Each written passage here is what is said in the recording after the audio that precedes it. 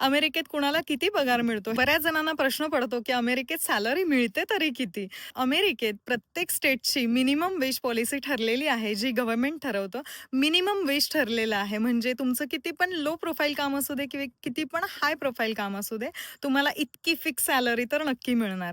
तुमच्या बेसिक गरजा पूर्ण होतील इतकी सॅलरी तुम्हाला नक्की मिळणार. काही स्टेटची $15 आहे, काही स्टेटची $20 आहे, तर काही स्टेटची $25 आहे.